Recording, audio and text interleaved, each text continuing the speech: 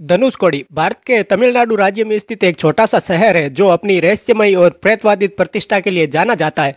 अपनी भयानक कहानियों, प्रत्यक्ष खंडरों और भूतिया मुठभेड़ों के साथ धनुषकोडी को लंबे समय से तमिलनाडु में सबसे प्रेतवादी स्थानों में से एक माना जाता है, जो पर्यटकों, भूत शिकारियों और रोमांच चाहने वालों को समान रूप से आकर्षित करता है। धनुषकोडी, जिसका तमिल में अनुवाद धनुष का अंत है, भूमि की एक संकीर्ण पट्टी है जो श्रीलंका की ओर फैली हुई है, जो भारत के सबसे दक्षिणी बिंदु का निर्माण करती है। यह शहर कभी एक व्यस्त बंदरगाह और हिंदुओं के लिए एक लोकप्रिय तीर्थ स्थल था, लेकिन 1964 में आए विनाशकारी चक्रवात ने इसकी किस्मत हमेशा के लिए बदल दी। चक्रवात, जिसे रामेश्वरम चक्रवात के नाम से जाना जाता है, 22 दिसंबर 1964 को रात को धनुषकोडी में आया, जिसने विनाश का एक निशान छोड़ दिया और हजारों लोगों की जान ले ली। किंवदंती है कि धनुषकोडी को हिंदू देवता भगवान राम ने रावण के साथ युद्ध के बाद श्राप दिया था। महाकाव्य रामायण के अनुसार भगवान राम ने अपनी पत्नी सीता को लंका में रावण की कैद से छुड़ाने के लिए अपने दिव्य धनुष का उपयोग करके तैरते पत्थरों से बने पुल को तोड़ दिया था, जिसे राम सेतु के नाम से जाना जाता है। ऐसा माना जाता है कि पुल के टूटे हुए अवशेष अभी भी धनुषकोडी में पानी में डूबे हुए देखे जा सकते हैं और यह शहर शापित माना जाता है, क्योंकि यह वह स्थान है जहां पुल टूटा था। 1964 में विनाशकारी चक्रवात के बाद से धनुषकोडी वीरान पड़ा हुआ है। इसके खंडर शहर में आई आपदा की भयावह याद दिलाते हैं। माना जाता है कि एक समय संपन्न शहर के अवशेष, जिनमें जीर्ण शीर्ण इमारतें, टूटे हुए मंदिर और कहीं न जाने वाली रेलवे पटरियां शामिल है, उन लोगों की आत्माएं भटकती है जिन्होंने चक्रवात में अपनी जान गंवाई थी। धनुषकोडी में सबसे प्रसिद्ध प्रेतवादी स्थानों में से एक रेलवे स्टेशन का अवशेष है, जिसे अक्सर भूतिया स्टेशन कहा जाता है। रेलवे लाइन जो धनुषकोडी की मुख्य भूमि से जोड़ती थी, चक्रवात में नष्ट हो गई थी और स्टेशन अब वीरान पड़ा है। अत्यधिक वनस्पतियों से ढका हुआ है और एक भयानक सन्नाटे से घिरा हुआ है।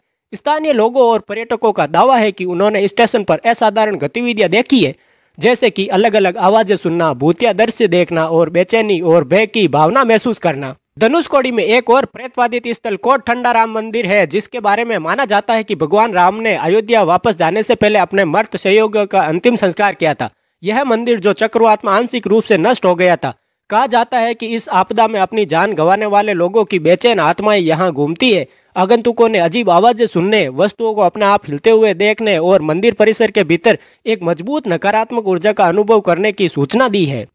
रेलवे स्टेशन और मंदिर के अलावा धनुषकोडी से जुड़ी हुई अन्य डरावनी कहानियां भी है। स्थानीय लोग रात में सड़कों पर भटकती भूतिया आकृतियों, हवा में गूंजती भयानक हंसी और प्रत्येक इमारतों में घटित होने वाली अकथनीय घटनाओं की कहानियां सुनाते हैं। कई लोगों का मानना है कि चक्रवात में मारे गए लोगों की आत्माएं बदला लेने या मोक्ष की तलाश में शहर में घूमती रहती है। धनुषकोडी की भूतिया प्रतिष्ठा ने दुनिया भर के असाधारण जांचकर्ताओं और भूत शिकारियों को भी आकर्षित किया है।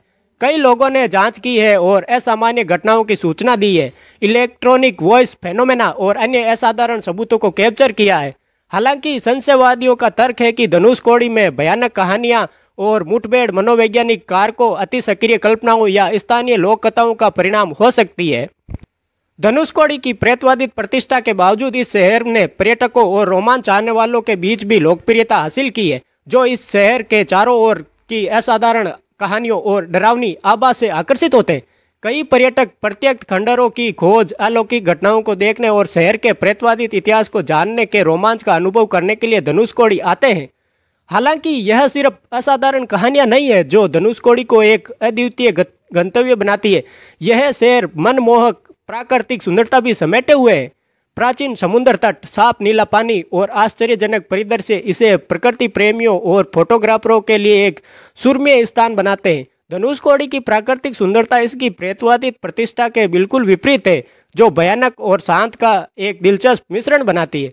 जो लोग धनुषकोडी की यात्रा करना चाहते हैं और इसकी प्रेतवादी कहानियों का पता लगाना चाहते हैं, उनके लिए सावधानियां बरतना और स्थानीय मान्यताओं और रीति रिवाजों का सम्मान करना महत्वपूर्ण है।